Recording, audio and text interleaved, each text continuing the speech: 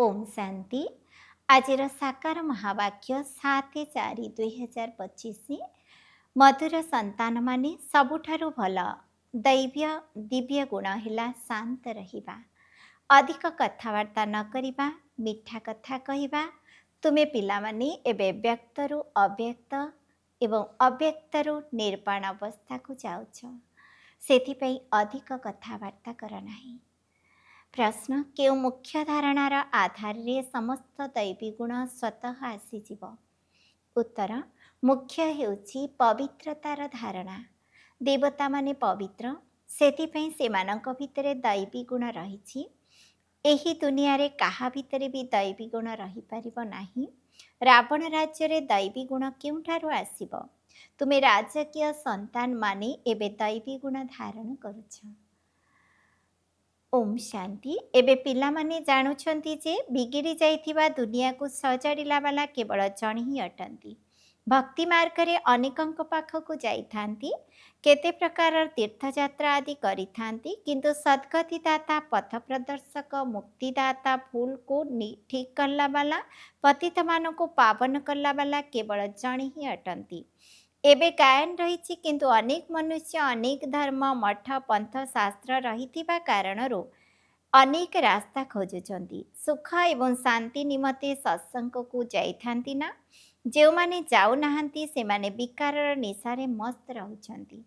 एकथा मध्य तुमे माने जानुछ जे वर्तमान हेउछि कलिजुगर अंतिम समय।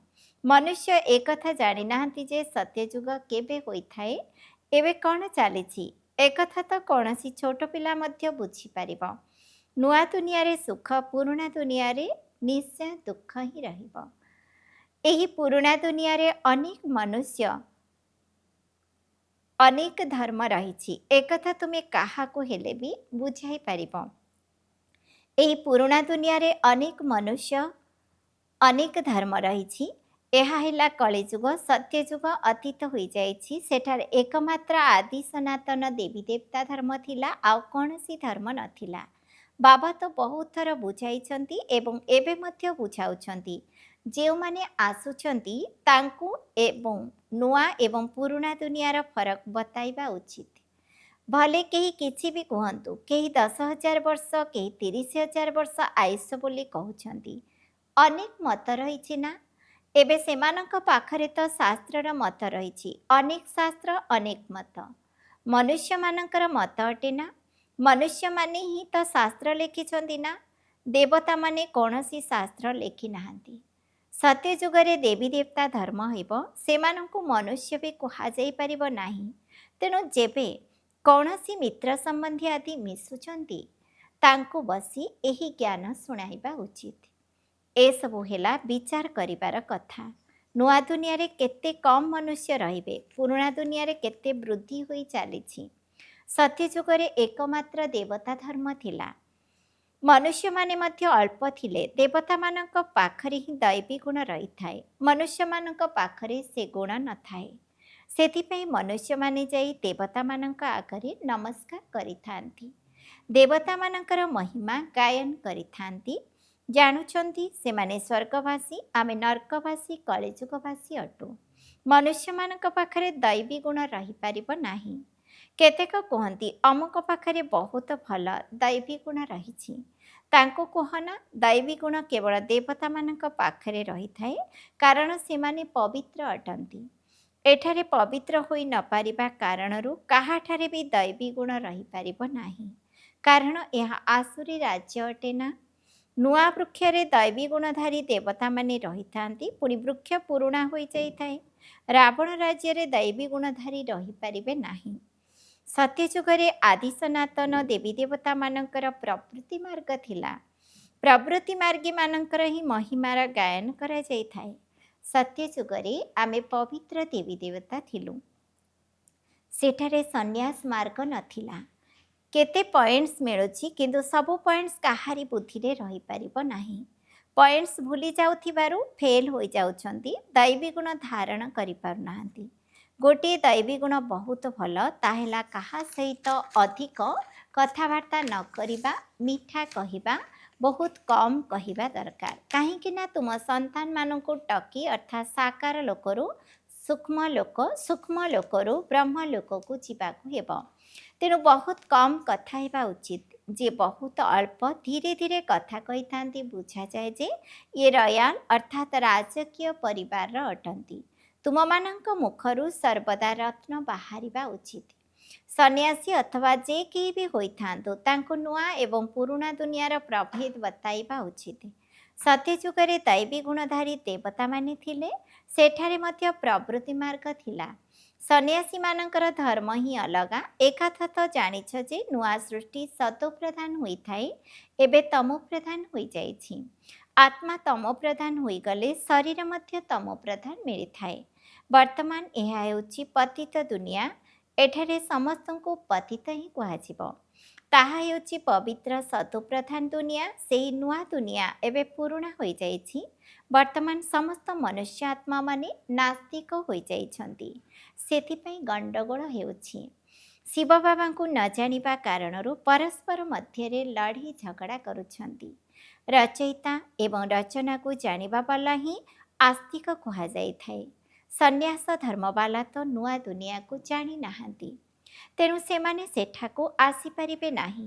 ବାବା ବୁଝାଉଛନ୍ତି, ଏବେ ସମସ୍ତ ଆତ୍ମାମାନେ ତମୋପ୍ରଧାନ ହୋଇଯାଇଛନ୍ତି, ପୁଣି ସମସ୍ତ ଆତ୍ମାମାନଙ୍କୁ ସତୋପ୍ରଧାନ କିଏ କରିବ? ତାହା ତ କେବଳ ବାବା ହିଁ କରିପାରିବେ। ସତୋପ୍ରଧାନ ଦୁନିଆରେ ଖୁବ୍ କମ୍ ମନୁଷ୍ୟ ରହିବେ, ବାକି ସମସ୍ତେ ମୁକ୍ତିଧାମରେ ରହିବେ। ବ୍ରହ୍ମତତ୍ତ୍ୱରେ ଆମେ ଆତ୍ମାମାନେ ନିବାସ କରିଥାଉ, ଯାହାକୁ ବ୍ରହ୍ମାଣ୍ଡ କୁହାଯାଉଛି। ଆତ୍ମା ତ ଅବିନାଶୀ। ଏହି ଅବିନାଶୀ ନାଟକରେ ସବୁ ଆତ୍ମାମାନଙ୍କର ପାର୍ଟ ରହିଛି। ନାଟକ କେବେ ଆରମ୍ଭ ହେଲା, ଏକଥା କେବେ କେହି କହିପାରିବେ ନାହିଁ। ଏହା ଅନାଦି ଡ୍ରାମା ଅଟେ। ବାବାଙ୍କୁ କେବଳ ଏହି ପୁରୁଣା ଦୁନିଆକୁ ନୂଆ କରିବା ପାଇଁ ଆସିବାକୁ ପଡ଼ିଥାଏ। ଏପରି ନୁହେଁ ଯେ ବାବା ନୂଆ ସୃଷ୍ଟି ରଚନା କରୁଛନ୍ତି। ଯେତେବେଳେ ପତିତ ହୋଇଯାଇଛନ୍ତି, ସେତେବେଳେ ଡାକୁଛନ୍ତି। ସତ୍ୟଯୁଗରେ କେହି ଡାକିବେ ନାହିଁ। ତାହା ହେଉଛି ପବିତ୍ର ଦୁନିଆ। ରାବଣ ପତିତ କରୁଛି, ପୁଣି ପରମପିତା ପରମାତ୍ମା ଆସି ପାବନ କରୁଛନ୍ତି। ତେବେ ଅଧା ଅଧା ନିଶ୍ଚୟ କୁହାଯିବ। ବ୍ରହ୍ମାଙ୍କର ଦିନ ଏବଂ ବ୍ରହ୍ମାଙ୍କର ରାତି ଅଧା ଅଧା ଅଟେ। ଜ୍ଞାନ ଦ୍ୱାରା ଦିନ ହୋଇଥାଏ, ସେଠାରେ ଅଜ୍ଞାନତା ନଥାଏ। ଭକ୍ତି ମାର୍ଗକୁ ଅନ୍ଧକାର ମାର୍ଗ ବୋଲି କୁହାଯାଉଛି। ସେହି ଦେବତାମାନେ ପୁନର୍ଜନ୍ମ ନେଇ ନେଇ ପୁଣି ଅନ୍ଧକାରକୁ ଆସୁଛନ୍ତି। ସେଥିପାଇଁ ଏହି ସିଡ଼ି ଚିତ୍ରରେ ଦେଖାଯାଇଛି ମନୁଷ୍ୟ କିପରି ସତୋ ରଜୋ ତମ ଅବସ୍ଥାକୁ ଆସିଥାଏ। ବର୍ତ୍ତମାନ ଏହି ଦୁନିଆରେ ସମସ୍ତଙ୍କର ଜୀର୍ଣ୍ଣ ଶୀର୍ଣ୍ଣ ଅବସ୍ଥା ହୋଇଯାଇଛି।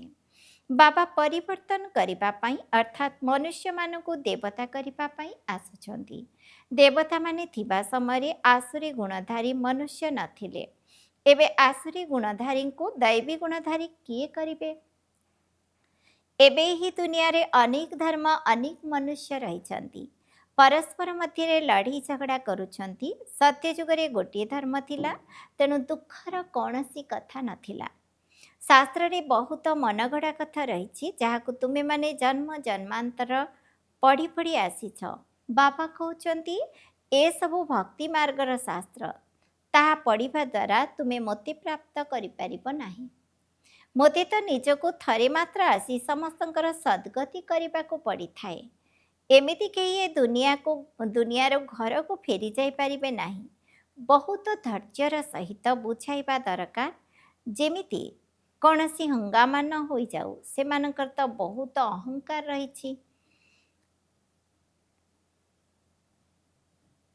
ସାଧୁସନ୍ଥଙ୍କ ସହିତ ଫଲୋଅର୍ସ ମାନେ ମଧ୍ୟ ରହିଥାନ୍ତି। ସେମାନେ ତୁରନ୍ତ କହିଦେବେ, ଏହାଙ୍କୁ ମଧ୍ୟ ସେହି ବ୍ରହ୍ମାକୁମାରୀମାନଙ୍କର ଯାଦୁ ଲାଗିଯାଇଛି। ଚତୁର ମନୁଷ୍ୟ ହୋଇଥିଲେ କହିବେ, ଏହା ତ ବିଚାର କରିବାର କଥା। ମେଳା ପ୍ରଦର୍ଶନୀକୁ ଅନେକ ପ୍ରକାରର ମନୁଷ୍ୟ ଆସିଥାନ୍ତି ନା। ପ୍ରଦର୍ଶନୀ ଆଦିକୁ କେହି ବି ଆସିଲେ ତାଙ୍କୁ ବହୁତ ଧୈର୍ଯ୍ୟର ସହିତ ବୁଝାଇବା ଦରକାର, ଯେପରି ବାବା ଧୈର୍ଯ୍ୟର ସହିତ ଆମକୁ ବୁଝାଉଛନ୍ତି। ବହୁତ ଜୋରରେ ମଧ୍ୟ କଥା କହିବା ଉଚିତ ନୁହେଁ। ପ୍ରଦର୍ଶନୀରେ ତ ବହୁତ ଲୋକ ଏକାଠି ହୋଇଯାଇଥାନ୍ତି, ପୁଣି ସେମାନଙ୍କୁ କହିଦେବା ଦରକାର, ଆପଣମାନେ କିଛି ସମୟ ଦେଇ ଏକାନ୍ତରେ ଆସି ବୁଝିଲେ ଆପଣଙ୍କୁ ରଚୟିତା ଏବଂ ରଚନାର ରହସ୍ୟ ବୁଝାଇବୁ। ରଚନାର ଆଦି ମଧ୍ୟ ଅନ୍ତର ଜ୍ଞାନକୁ ରଚୟିତା ଶିବ ବାବା ହିଁ ବୁଝାଉଛନ୍ତି।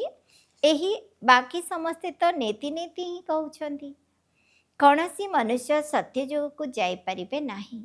ଏ ଜ୍ଞାନ ଦ୍ୱାରା ସମସ୍ତଙ୍କର ସଦ୍ଗତି ହୋଇଯିବ। ପୁଣି ସେଠାରେ ଏହି ଜ୍ଞାନର କୌଣସି ଆବଶ୍ୟକତା ରହିବ ନାହିଁ। ଏହି ଜ୍ଞାନ ବାବାଙ୍କ ବ୍ୟତୀତ କେହି ବୁଝାଇ ପାରିବେ ନାହିଁ। ବୁଝାଇବା ପାଇଁ କୌଣସି ବୟସ୍କ ହୋଇଥିଲେ ମନୁଷ୍ୟମାନେ ବୁଝିବେ ଇଏ ଅନୁଭବୀ ଅଟନ୍ତି। ନିଶା ସତ୍ସଙ୍ଗ ଆଦି କରିଥିବେ। ଯଦି ଛୋଟ ପିଲା ବୁଝାଇବେ ତେବେ କହିବେ ଇଏ କ'ଣ ଜାଣିଛନ୍ତି। ତେଣୁ ଏମାନଙ୍କ ଉପରେ ବୟସ୍କମାନଙ୍କର ପ୍ରଭାବ ପଡ଼ିଥାଏ। ବାବା ମଧ୍ୟ ଥରେ ମାତ୍ର ଆସି ଏହି ଜ୍ଞାନ ବୁଝାଉଛନ୍ତି। ତମୋ ପ୍ରଧାନରୁ ସତୋ ପ୍ରଧାନ କରୁଛନ୍ତି। ମାତାମାନେ ବସି ତାଙ୍କୁ ବୁଝାଇଲେ ଖୁସି ହେବେ। ସେମାନଙ୍କୁ କୁହ, ଜ୍ଞାନର ସାଗର ବାବା ଜ୍ଞାନର କଳସ ଆମ ମାତାମାନଙ୍କୁ ଦେଇଛନ୍ତି, ଯାହାକି ଆମେ ପୁଣି ଅନ୍ୟମାନଙ୍କୁ ଦେଉଛୁ। ବହୁତ ନମ୍ରତାର ସହିତ କଥା କହିବା ଉଚିତ। ଶିବ ହିଁ ଜ୍ଞାନର ସାଗର ଅଟନ୍ତି, ଯେ କି ଆମକୁ ଜ୍ଞାନ ଶୁଣାଉଛନ୍ତି। କହୁଛନ୍ତି, ମୁଁ ତୁମ ମାତାମାନଙ୍କର ଦ୍ୱାରା ମୁକ୍ତି ଜୀବନ ମୁକ୍ତିର ଦ୍ୱାରା ଖୋଲୁଛି, ଆଉ କେହି ଖୋଲି ପାରିବେ ନାହିଁ। ଆମେ ଏବେ ପରମାତ୍ମାଙ୍କ ଦ୍ୱାରା ରାଜଯୋଗ ପାଠ ପଢ଼ୁଛୁ। ଆମକୁ କୌଣସି ମନୁଷ୍ୟ ପଢ଼ାଉ ନାହାନ୍ତି। ଜ୍ଞାନର ସାଗର ଏକମାତ୍ର ପରମ ପିତା ପରମାତ୍ମା ହିଁ ଅଟନ୍ତି। ତୁମେ ସବୁ ଭକ୍ତିର ସାଗର ଅଟ, ଭକ୍ତିର ଅଧିକାରୀ ଅଟ। ଏପରି ନୁହେଁ କି ଜ୍ଞାନର ଅଧିକାରୀ। ଜ୍ଞାନର ଅଥରିଟି କେବଳ ମୁଁ ଅଟେ। ମହିମା ମଧ୍ୟ ଜଣଙ୍କର କରିଥାନ୍ତି ନା, ସେ ହିଁ ଉଚ୍ଚରୁ ଉଚ୍ଚ ଅଟନ୍ତି। ଆମେ ତାଙ୍କୁ ହିଁ ମାନୁଛୁ। ସେ ଆମକୁ ବ୍ରହ୍ମାଙ୍କ ଶରୀର ଦ୍ୱାରା ପାଠ ପଢ଼ାଉଛନ୍ତି। ସେଥିପାଇଁ ବ୍ରହ୍ମା କୁମାର କୁମାରୀ ଗାୟନ କରାଯାଉଛି। ଏହିପରି ବହୁତ ମଧୁର ଭାବରେ ବସି ବୁଝାଅ। ଭଲେ ଯେତେ ବି ପଢ଼ିଥାନ୍ତୁ, ଢେର ପ୍ରଶ୍ନ କରିଥାନ୍ତୁ। ପ୍ରଥମେ ତ ବାବାଙ୍କ ଉପରେ ସେମାନଙ୍କ ନିଶ୍ଚୟ କରିନିଅ। ପ୍ରଥମେ ତୁମକୁ ଏଇ କଥାକୁ ବୁଝିବାକୁ ହେବ ଯେ ରଚୟିତା ବାବା ଅଟନ୍ତି ନା ନୁହେଁ। ସମସ୍ତଙ୍କର ରଚୟିତା କେବଳ ଏକମାତ୍ର ଶିବ ବାବା। ସେ ହିଁ ଜ୍ଞାନର ସାଗର ଅଟନ୍ତି। ପିତା, ଶିକ୍ଷକ, ସଦ୍ଗୁରୁ ମଧ୍ୟ ଅଟନ୍ତି। ପ୍ରଥମେ ନିଶ୍ଚୟ ହେବା ଦରକାର ଯେ ପରମ ପିତା ପରମାତ୍ମା ଶିବ ବାବା ରଚୟିତା ରଚନାର ଆଦି ମଧ୍ୟ ଅନ୍ତର ଜ୍ଞାନ ଶୁଣାଇବେ। ସେ ହିଁ ଆମକୁ ବୁଝାଉଛନ୍ତି। ତେଣୁ ସେ ନିଶ୍ଚୟ ଠିକ୍ ବୁଝାଇବେ ନା, ତେବେ କୌଣସି ପ୍ରଶ୍ନ ଉଠିପାରିବ ନାହିଁ। ବାବା ସଙ୍ଗମ ଯୁଗରେ ହିଁ ଆସୁଛନ୍ତି। କଳିଯୁଗ କେବଳ ମୋତେ ମନେ ପକାଅ, ତେବେ ପାପ ଭସ୍ମ ହୋଇଯିବ। ମୋର କାମ ହିଁ ହେଉଛି ପରିଚୟ ଦେବା, ବାବାଙ୍କର ପରିଚୟ ଦେବା, ପତିତମାନଙ୍କୁ ପବିତ୍ର କରିବା। ବର୍ତ୍ତମାନ ହେଉଛି ତମ ପ୍ରଧାନ ଦୁନିଆ। ତେବେ ପତିତ ପାବନ ବାବାଙ୍କର ପରିଚୟ ବିନା କାହାକୁ ଜୀବନ ମୁକ୍ତି ମିଳିପାରିବ ନାହିଁ। ଏବେ ସମସ୍ତେ ଗଙ୍ଗା ସ୍ନାନ କରିବାକୁ ଯାଉଛନ୍ତି, ତେବେ ପତିତ ହେଲେ ନା? ମୁଁ ତ ଏକଥା କହୁନାହିଁ କି ଗଙ୍ଗା ସ୍ନାନ କର ନାହିଁ। ମୁଁ ତ କହୁଛି ମୋତେ ମନେ ପକାଅ। ମୁଁ ତୁମ ସମସ୍ତ ପ୍ରେମିକାଙ୍କର ପ୍ରେମିକ ଅଟେ। ସମସ୍ତେ ଏକମାତ୍ର ପ୍ରେମିକଙ୍କୁ ମନେ ପକାଅ। ତେବେ ଏହି ଯୋଗ ଅଗ୍ନି ଦ୍ୱାରା ବିନାଶ ହୋଇଯିବ। ଏହି ଯୋଗ ବାବା ଏବେ ହିଁ ଶିଖାଉଛନ୍ତି। ଯେତେବେଳେ କି ପୁରୁଣା ଦୁନିଆର ପରିବର୍ତ୍ତନ ହେବାର ଅଛି, ଏବେ ବିନା ସମ୍ମୁଖରେ ଉପସ୍ଥିତ ଅଛି। ଏବେ ଆମେ ଦେବତା ହେବାକୁ ଯାଉଛୁ। ବାବା କେତେ ସହଜ ଭାବରେ ବୁଝାଉଛନ୍ତି। ଯଦିଓ ବାବାଙ୍କ ସମ୍ମୁଖରେ ଶୁଣୁଛନ୍ତି, କିନ୍ତୁ ସମସ୍ତେ ତ ଏକା ଭଳି ଶୁଣୁନାହାନ୍ତି। ବୁଦ୍ଧି ଅନ୍ୟ ଆଡ଼କୁ ଚାଲି ଯାଉଛି। ଭକ୍ତିରେ ମଧ୍ୟ ଏହିପରି ହୋଇଥାଏ। ସାରା ଦିନ ଏମିତି ସମସ୍ତେ ନଷ୍ଟ ହୋଇଯାଉଛନ୍ତି। ବାକି ଯେଉଁ ସମୟ ନିର୍ଦ୍ଧାର୍ଯ୍ୟ ହୋଇଯାଇଛି, ସେଠାରେ ମଧ୍ୟ ବୁଦ୍ଧି କୁଆଡ଼େ ଚାଲି ଯାଉଛି। ଏହିଭଳି ଅବସ୍ଥା ସମସ୍ତଙ୍କର ହେଉଥିବ। ମାୟା ଅଟେ ନା? କେହି ସନ୍ତାନ ବାବାଙ୍କ ସମ୍ମୁଖରେ ବସି ଧ୍ୟାନରେ ଚାଲି ଯାଉଛନ୍ତି। ତେବେ ଏହା ମଧ୍ୟ ସମୟ ନଷ୍ଟ ହେଲା ନା? ରୋଜଗାର ତ ହେଲା ନାହିଁ। ବାବା ତ କହୁଛନ୍ତି ଯୋଗଯୁକ୍ତ ହୋଇ ରୁହ, ଯାହାଦ୍ୱାରା ବିନାଶ ହେବ। ଧ୍ୟାନରେ ଚାଲିଗଲେ ବୁଦ୍ଧିରେ ବାବାଙ୍କର ସ୍ମୃତି ରହିନଥାଏ। ଏହିସବୁ କଥାରେ ବହୁତ କ୍ଷତି ହୋଇଥାଏ। ତୁମେମାନେ ଆଖି ବନ୍ଦ କରି ମଧ୍ୟ ବସିବା ଅନୁଚିତ। ଯୋଗରେ ବସିବାକୁ ହେବ ନା ଆଖି ଖୋଲା ରଖିବାରେ ଉଡ଼ିବା ଉଚିତ ନୁହେଁ। ଆଖି ଯେପରି ଖୋଲା ରହୁ, ବୁଦ୍ଧିରେ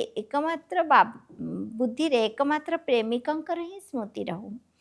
ଆଖି ବନ୍ଦ କରି ବସିବା ଏହା ନିୟମ ନୁହେଁ।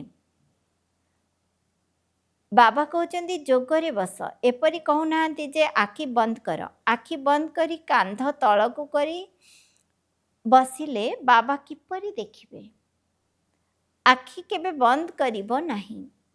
ଯଦି ଆଖି ବନ୍ଦ ହୋଇଯାଉଛି ତେବେ ଅନ୍ୟ କିଛି ରହସ୍ୟ ଅଛି, ଅନ୍ୟ କାହାକୁ ବୁଝାଇବ, ମନେ ପକାଇ ପାରିବ। ବାବା କହୁଛନ୍ତି ଯଦି ଅନ୍ୟ କୌଣସି ମିତ୍ର ସମ୍ବନ୍ଧୀ ଆଦିଙ୍କୁ ମନେ ପକାଇବ ତେବେ ତୁମେ ବାବାଙ୍କର ସଦା ସତ୍ୟ ପ୍ରେମିକ ହୋଇପାରିବ ନାହିଁ। ବାବାଙ୍କର ସଚ୍ଚା ପ୍ରେମିକ ହେଲେ ହିଁ ତୁମେମାନେ ଉଚ୍ଚପଦ ପାଇପାରିବ। ତେବେ ସମସ୍ତ ମେହନତ କେବଳ ବାବାଙ୍କୁ ମନେ ପକାଇବାରେ ହିଁ ଅଛି। ଯେଉଁ ପିଲାମାନେ ଦେହ ଅଭିମାନ ଆସି ବାବାଙ୍କୁ ଭୁଲି ଯାଉଛନ୍ତି ସେମାନେ ପୁଣି ଧକ୍କା ଖାଉଛନ୍ତି। ତେଣୁ ବହୁତ ମିଠା ହେବା ଦରକାର। ବାତାବରଣ ମଧ୍ୟ ବହୁତ ଶୁଦ୍ଧ ମିଠା ହେବା ଦରକାର। ତେଣୁ ବହୁତ ସାଇଲେନ୍ସ ରହିବା ଉଚିତ। କେବେ ହେଲେ ବି ଲଢ଼େଇ ଝଗଡ଼ା କରିବା ଉଚିତ ନୁହେଁ। ନଚେତ୍ ପିତା, ଶିକ୍ଷକ, ଗୁରୁ ତିନି ଜଣଙ୍କର ମଧ୍ୟ ନିନ୍ଦା ହେଲା। ଏହିଭଳି କରିଲେ ପୁଣି ପଦ ମଧ୍ୟ ବହୁତ କମ୍ ପାଇବ। ପିଲାମାନଙ୍କୁ ଏବେ ଜ୍ଞାନ ମିଳୁଛି। ବାବା କହୁଛନ୍ତି ମୁଁ ତୁମମାନଙ୍କୁ ପାଠ ପଢ଼ାଉଛି।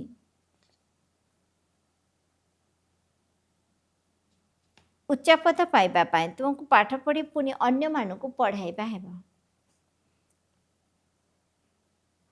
ନିଜେ ମଧ୍ୟ ବୁଝିପାରିବେ ଯଦି ଆମେ କାହାକୁ ଶୁଣାଉନାହୁଁ ତେବେ କ'ଣ ଉଚ୍ଚପଦ ପାଇପାରିବୁ?